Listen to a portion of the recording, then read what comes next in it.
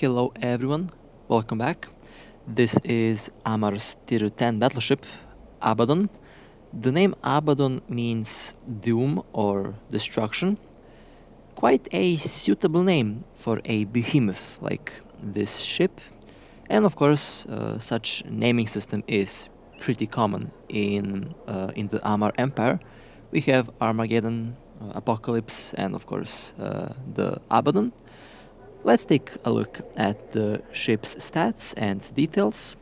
Now, this ship currently doesn't have any skins.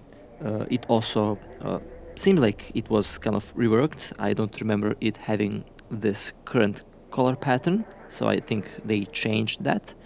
And it also kind of looks like a miniature version of the Revelation, which is a dreadnought. It will be introduced in the game later this year. Now, the ship has two good bonuses, Advanced Large Laser Operation bonus pro level and the Advanced Battleship Command bonus pro level. Both give bonuses on pretty important stuff. First one will give you bonuses on laser damage and optimal range, the second one will give you bonus on armor resistance. Ship has 2 drones, 8 high slots, 4 medium slots, 6 low slots, 3 combat and 3 engineering rigs. This ship is primarily a armor tank, and it might very well be one of the tankiest tier 10 battleships in the game. This ship can be extremely tanky, which is also a common feature in EVE Online's version of this ship, including the Revelation. The Revelation in EVE Online can tank a lot of damage. It can actually tank a insane amount of damage, and I think it will be a similar situation here too. But of course, we will find that out. This is my current build. I'll show you a couple of them and also change some rigs and some modules here and there because I want to test out this ship's tank. The pulse lasers have a rather long range of 42 kilometers, which makes this ship very good at medium ranges. Dual Nosferatu, Screamer, Web, large or medium drones or sentry drones, depends on which you like. And of course, the damage boost modules, the damage mods, dual reactives, afterburner, and one large armor repairer. Overall, this is a build that I like, although I will not be using it in this video because I plan to see how tanky this ship actually is. Now this is the DPS build to maximize the ship's potential DPS, and of course it is universal for basically any other weapon system in the game. So it also works here quite well, almost 2000 cold DPS, which is very good. As for the engineering rigs, I focused on capacitor and capacitor recharge rate to keep on the repair and guns firing as long as possible, but of course you can swap one of these rigs out for a targeting rig to improve the ship's lock-on speed, and you can also improve its velocity if you like, but it is a battleship. If you plan to use it with armor plates, it will be slow by default. So again, very open to a lot of modifications. Basically, anything should work as long as you stick to the idea. Now these are the beam lasers. They have rather long range, 80 plus kilometers, which makes them perfect for sniping, makes them perfect for long range ratting or even long range story missions. Capacitor is in both cases stable, which is always a helpful and good thing. Now the ship is kind of a little bit faster than the previous ship that I was flying. Now speaking about speed, I will change the damage mods into armor plates.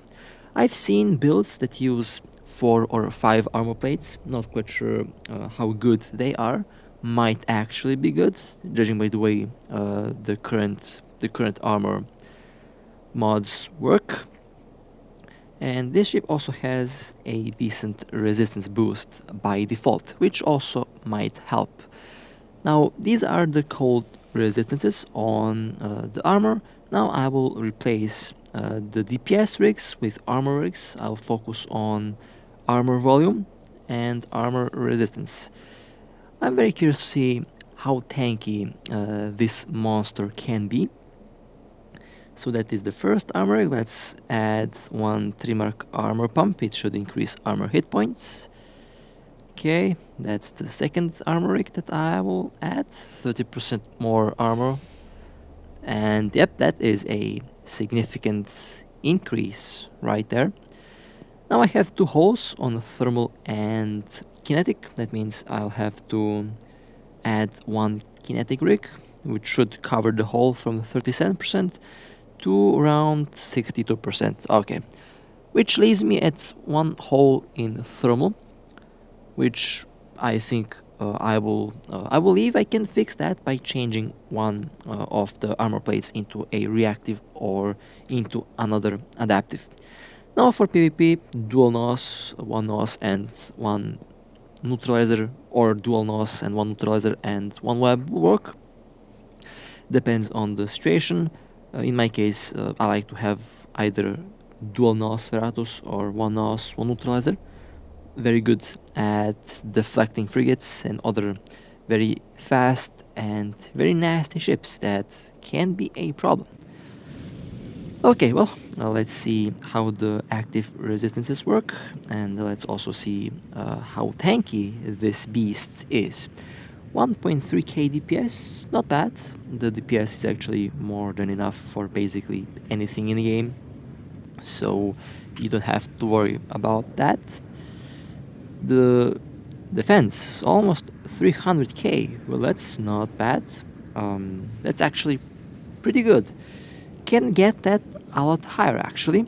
You can actually get that a lot higher if I'm not mistaken.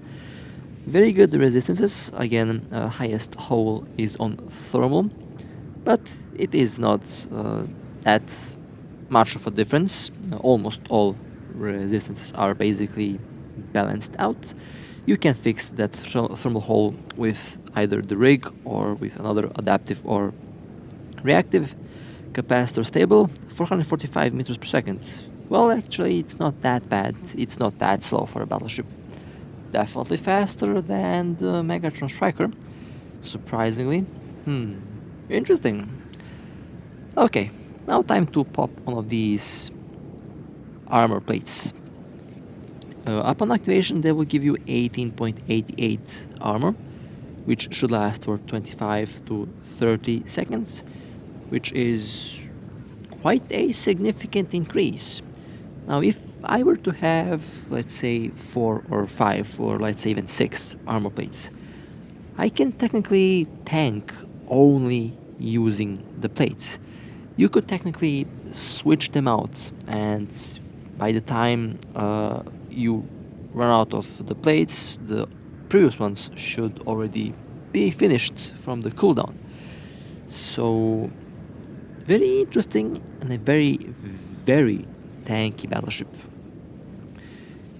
Well, unfortunately, the game still doesn't show you the 18.88% when you activate it, although you can see it being added. I got almost 50% of extra armor. That leaves this ship at around 88k armor if both are activated. Let's round that at 90k armor. That is indeed a lot of armor. And with the resistances that it has, it is a very hard to kill ship. Now makes me curious, how good would this be in a fleet? Let's say if you have a large fleet of these battleships with nightmare battleships as guardians. And of course logistics. Yeah, a pretty damn scary combination. That is a fleet that will not die that easily. A fleet that would survive a lot of incoming damage. To the point where I think that you would actually need dreadnoughts to break the tanks of these monstrosities. Well, I guess we will find out when dreadnoughts are released. Now let's play around with this ship, let's see how the guns work, let's see how the armor tank works. I mean, I'll be real, I don't expect the armor of this ship to die that easily. It would be really surprising to see the armor of the ship go down easily. Might be able to actually face tank a tier 10 storyline. We'll try all of these out if I get the chance to. So, or I actually will try this ship out for PvP. Very soon, I think we should have a tournament that I would not like to miss.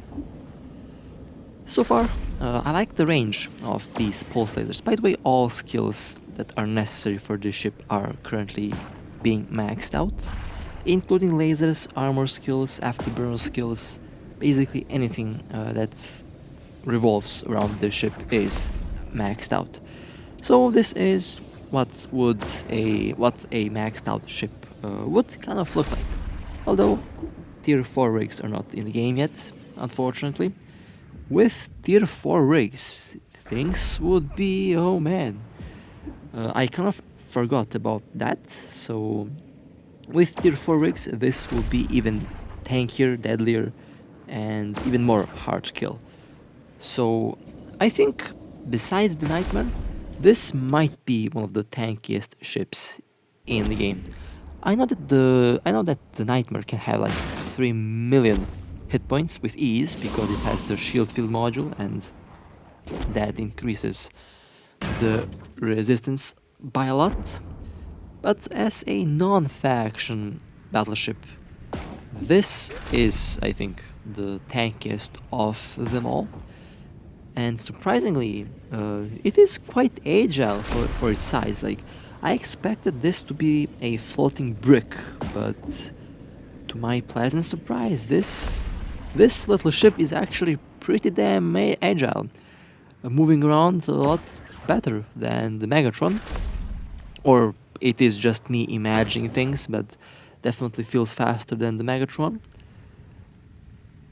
I don't know how they managed to do that, but I am not going to complain. Now here I lost my shield, so I am down to armor. Will try to get myself swarmed by the NPCs of this little storyline mission, or of this little mission. Not quite sure if this is a storyline, I kind of forgot. So it will be interesting to see how would I deal with frigates that will swarm around me. Very curious to see if my idea for a frigate fence will actually work.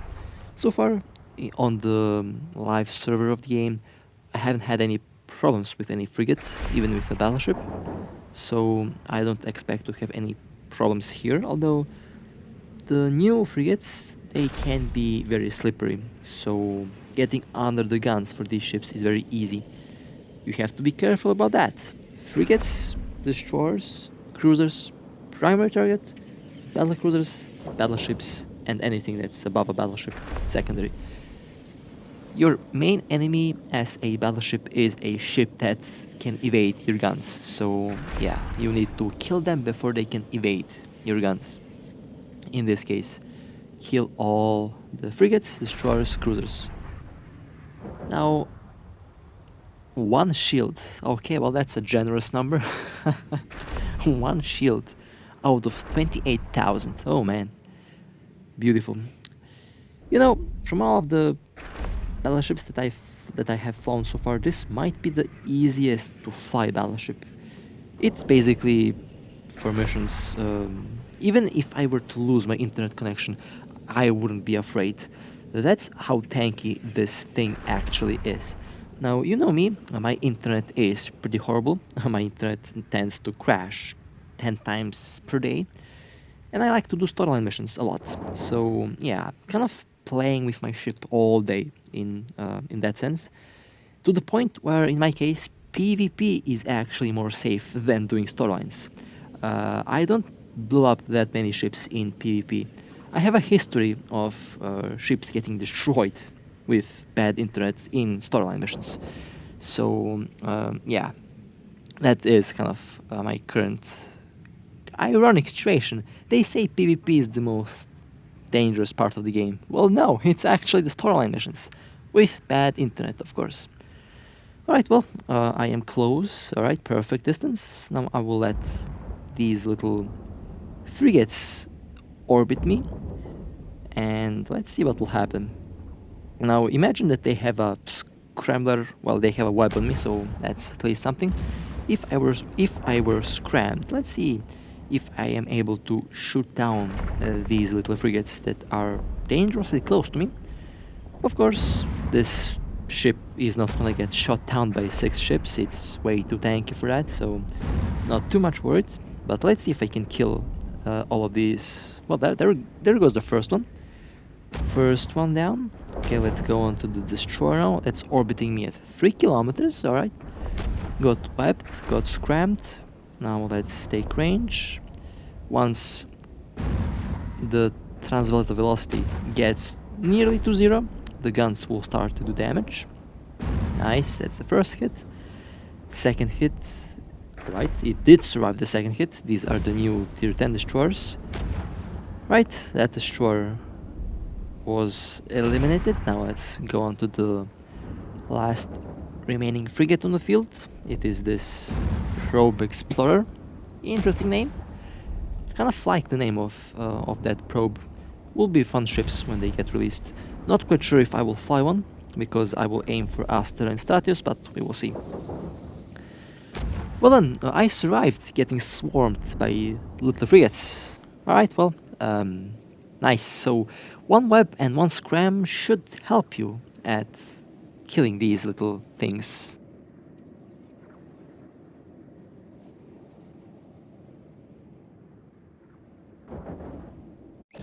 That this somewhat works fine. And of course, armor capacity, everything holds quite well. Now, I'm thinking to drop that one afterburner for another large armor repairer. That would be evil if you ask me, having dual large armor repairers on a super tanky ship. You know, I might actually do that. Having dual armor repairers. Oh man. Yeah. Something that just popped in my mind. We'll absolutely try it another time. If I get the chance to. And of course, should be a little bit more serious situation. Dual large armor repair should allow me to survive getting jumped by a smaller gate camp fleet. Should give me enough time to burn to the gate and jump through. Interesting. You know, these battleships are indeed very scary when you think about it. The amount of builds that we can make with these ships is insane, and all you need to practically have to do that is being a little bit creative. So I'll try to be creative for the next builds to see what I can do with these ships. We'll try to keep them in the range of the ship's bonuses, and of course to the ship's nature. Some ships like to be fast, some ships like to be slow, all that stuff. And well, so far, all of these battleships that I've played, I love them. They are amazing ships, very powerful, very strong, and surprisingly, very fun. Now you know me, I like my cruisers. I am primarily a cruiser pilot. Basically, I own all faction cruisers available in the game, and soon I'll own the rest of the like three or four that are not released yet, or 2 actually that are not released yet. Ortus and Stratius, yeah, these 2 are the only ones that I currently don't have, but I'll have them. You know me, I'll have them and I'll fly them. So when that happens, I'll basically have all faction cruisers in my hangars. So yeah, that speaks a lot about what ships I like to fly. Secondary ships, frigates, they're also pretty awesome. Well then, so far this ship is I like it. Like I said before, it's an amazing ship, very tanky, very robust, and good for storylines, good for PvP, basically good for any type of content that you imagine it to do. Now, I'd be still careful in Null if you're traveling alone. Don't travel in Null alone with a battleship. Can end horribly, horribly wrong, trust me. I've seen a lot of battleships getting blown up that way.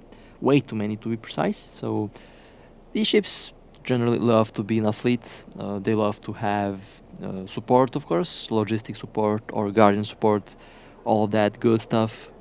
So definitely very, very interesting ships indeed. Well then, okay, that was a fun little ride. Hope that you enjoyed. And with that being said, stay safe, fly safe, and I'll see you next time.